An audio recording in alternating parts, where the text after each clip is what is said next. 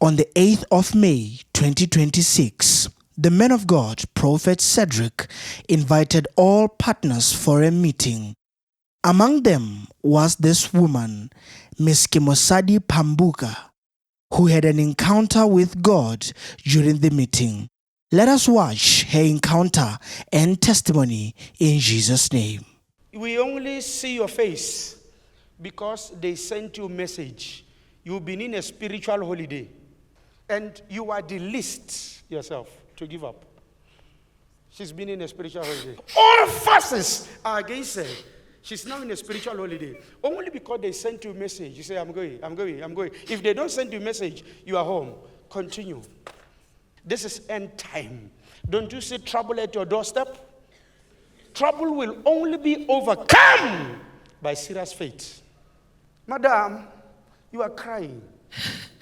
Why are you crying? Because you've been in a spiritual holiday. Yes, Prophet. And your death is near. Yes, Prophet. Let me tell you this. She was in a red car. I don't know which red car, sedan. When the accident occurred, you people were crushed inside. The only person that survived was a small child. My mom has passed away. So I saw myself with my brother. We were working and now we were going with my mother. And it was not the first time. So as I was working, now I see myself with my daughter. My daughter was going, so we are supposed to go. Now I went back to the man, to a very tall, dark man. That's when I saw you and I wake up. You hear her? The only child, the only person that survived the accident was the little girl. She said the little girl went. They were together with the mother. The mother died. She now returned and went to the tall man. When she was about to reach the tall man, she saw me. She woke up. This is today. Is it not today? Don't take anything. The grace of God is sufficient for you. My name is Kemosadi Phambuka. I originate from Serowe, married in Mosojane and currently staying in Morwa. I came to this ministry in 2017 and I was staying in Mopani. I went to Francistown for the crossover and at the crossover there, that's when I see the man of God. From there, I wasn't born again. So I continued coming to the ministry because previously when my mom was still around, we used to watch Prophet TB Joshua. So that time I depended on my mother for the prayers. So then after she passed on, I was scared. I wondered what's going to happen at home. So then I decided that I have to take the relationship with God seriously. Previously, I was just living anyhow. So when I came to this ministry, I was still from the world. I was delivered here in the ministry. That's when I started learning how to be a child of God and how to depend on God.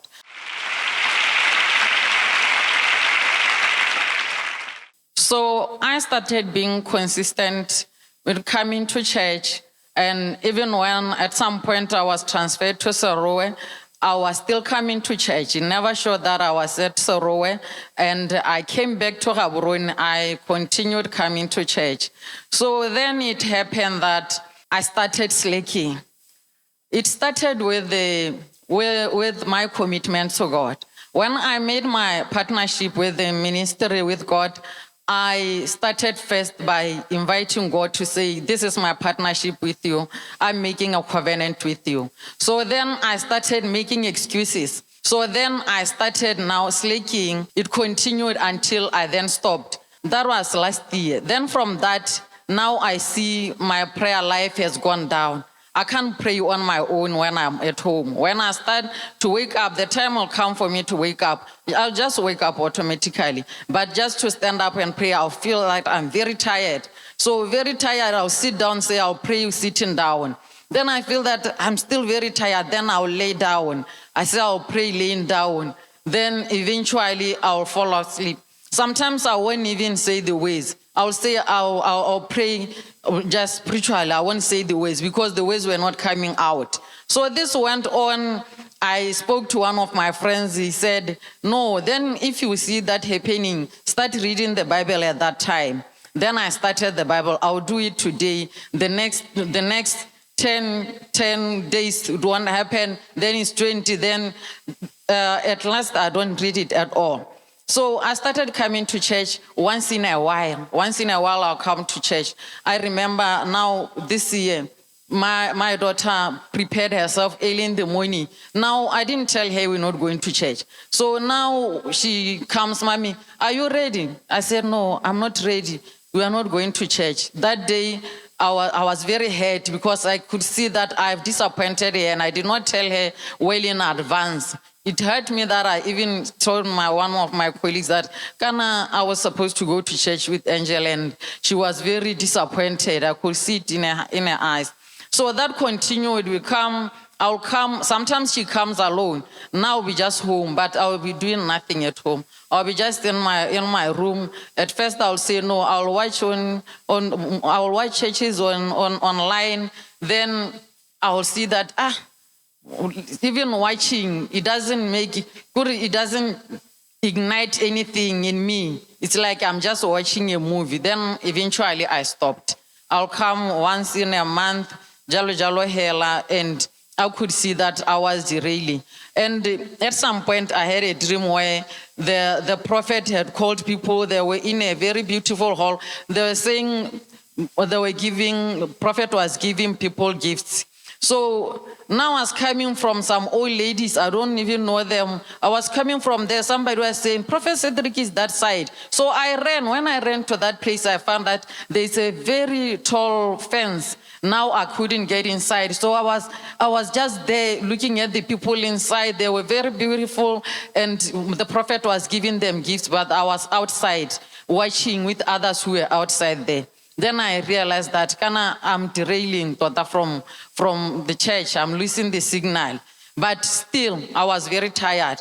I couldn't come to church until I saw that message. And that message that I saw, it was like today when I was not going to come to church. I told myself that we are going to come to church month end. So that message came in and I said, I really need to go to church. Maybe this time around, things will turn around for me. Madam, you are crying. Why are you crying? Because you've been in a spiritual holiday. Yes, Prophet. And your death is near. Yes, Prophet. Let me tell you this. She was in a red car. I don't know which red car, sedan. When the accident occurred, you people were crushed inside. The only person that survived was a small child. My mom has passed away. So I saw myself with my brother. We were working and now we were going with my mother. And it was not the first time. So as I was working, now I see myself with my daughter. My daughter was going, so we are supposed to go. Now I went back to the man, to a very tall, dark man. That's when I saw you and I wake up. You hear? The only child, the only person that survived the accident was the little girl. She said the little girl went. They were together with the mother. The mother died. She now returned and went to the tall man. When she was about to reach the tall man, she saw me. She woke up. I received the SMS on a Thursday. On a Thursday night, actually I received the SMS. We are not supposed to come to church until end of month. That was how I planned it. So I received the message on Thursday. Then I asked my daughter, did you receive a message? She said, no, not yet.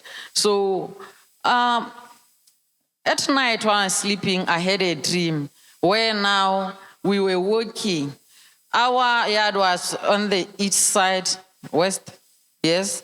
The other side, this side was dark with mist. The mist was black. So as we were walking towards the mist, we were walking on the light. On the other side, where our home was, there was light. So we were walking on the light towards that mist, the black mist. So in that mist, the road was just spacious, but gravel with reddish soil. So as we walk with my daughter, my younger daughter is staying in Francistown. So as we're walking, we see that man, a giant man. So this giant man, I couldn't see the face of this giant man. He was black in color, black, not black like black, like the color black. So as we were walking now, we see this man, we started running back. As we ran back, we were running together with my daughter. Then suddenly I stopped. I could see that there is a space between us and that man because he was coming. He wasn't chasing, but he was coming. So then I stopped. Then I decided to go back to that man. I go back to that man, my daughter ran. As I approach that man now, there is light. I'm about to get into the dark where he is now because he was coming together with that mist. So now, as I was supposed to meet that man, I saw the prophet. Then I woke up from that dream. My heart was pumping and I was very scared at that time. Now, of recent, I had a dream where I was with this other lady. I don't know the lady. So I was with her, and in my dream, I knew the lady was dead. So I was telling her that, Kana, if you could have listened to that person, I didn't know whom I was referring to. He wanted to tell you something. He knew you are going to die, but he wanted to tell you something, but he didn't tell you, I don't know why. Then at that point, I heard my mom. My mom was late. She called me, said, Sadi. I answered her and said, Ma. Then immediately I remembered myself and I said, I rebuke in the name of Jesus. I rebuke in the name of Jesus. I struggled for a while. Then I woke up. When I woke up, it was like my spirit and body are different things because I could see that I've woke up, but my body was still stiff. I couldn't move myself. Then eventually I moved myself. I woke up and woke my son up to tell him that, hey, Kana, it's like my spirit was different from my body. I don't know what was happening. My spirit was somewhere, my body was somewhere. I was awake, but my body was refusing to wake up. I started being worried. So I called my husband to say, Kante, why can't we separate our plots and allocate to the children? He said, how can we say we give the children plots that are not built yet? I said, no, we'll build them while they're still in their names. Let's just give them the plots. And I also told my son that, Kana, it's like I'm working against time. I don't know what time. It's like I'm delaying what I don't know. It's like I have to do things quickly, but I don't know what I should do and how I should do those things that I'm supposed to do. So at that time, I didn't know what's happening, but I felt like I'm running against time, meaning I don't know what I should do to be on time.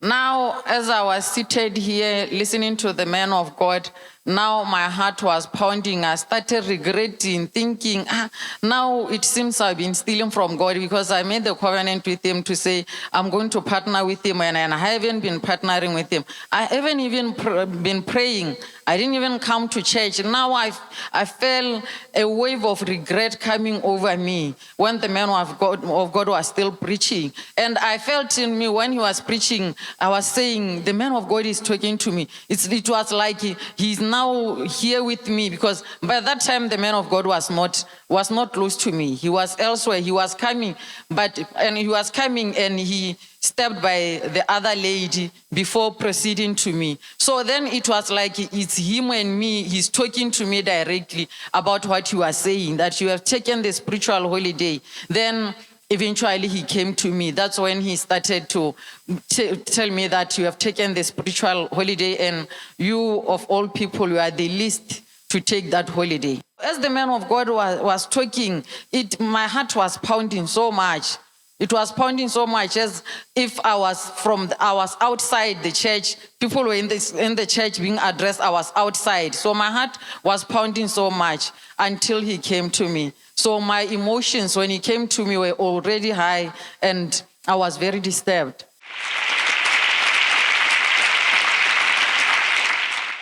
And you are the least yourself to give up. She's been in a spiritual holiday. All forces are against her. She's now in a spiritual holiday. Only because they sent you a message. You say, I'm going. If they don't send you a message, you are home. Continue. When the prophet was saying that, it came to me. I remembered where I was coming from. I remembered why I came here in the first place and why I vowed to God that I will never leave this place, because it has always been at the back of my mind that the moment I leave this church, I'm going to die or something is going to happen to me and my kids are not going to escape the thing that is coming. So when the prophet said that, I remembered. Let me tell you this. She was in a red car. I don't know which red car, sedan. When the accident occurred, you people were crushed inside. The only person that survived was a small child.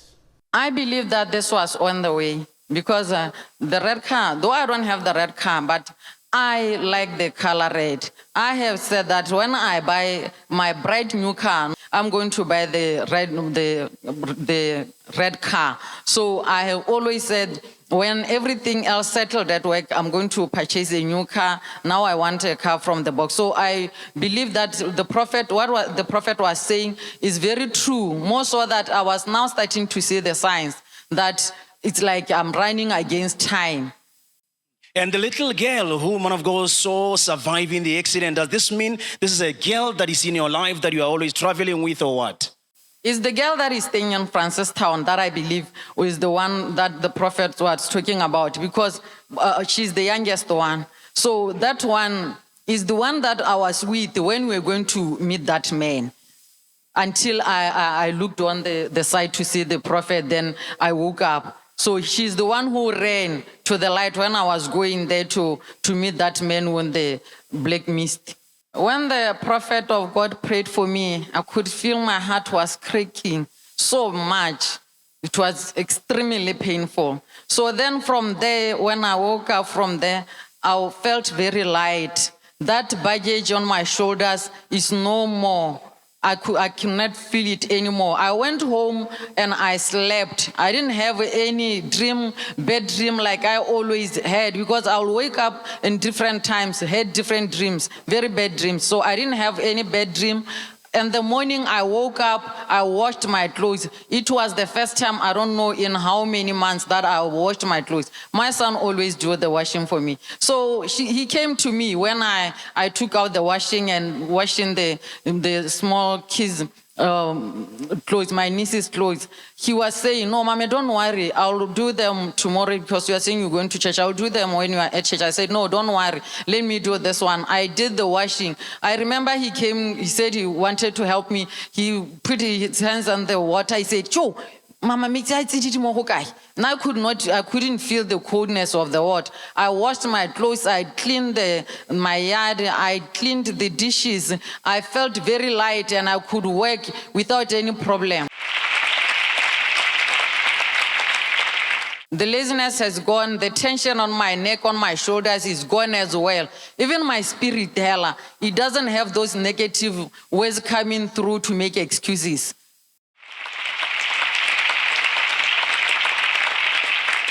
My word of encouragement is that, church, we should always remember that we are not dealing with the man of God. We are dealing with God directly. God can see what we intend to do and why. Even the reasons that we bring forward, he already knows and believes that we don't trust him enough to take us through. So then we want to do things on our own. Hence we call ourselves, though we call ourselves the children of God. So I would like to encourage you to say, people of God, we are always told the time is now, is the end time is nearer. So let's be committed to God, because we are not serving the prophet, we are serving God. Lest we find ourselves having to encounter problems when we are away from the signal. Remember, the prophet always said, some of the things are going to happen to other people. When that thing happens to you, it will not be the same as the other person. You may be sick, but your sickness is not to kill you, but to strengthen you. But while other people has died from the same sickness.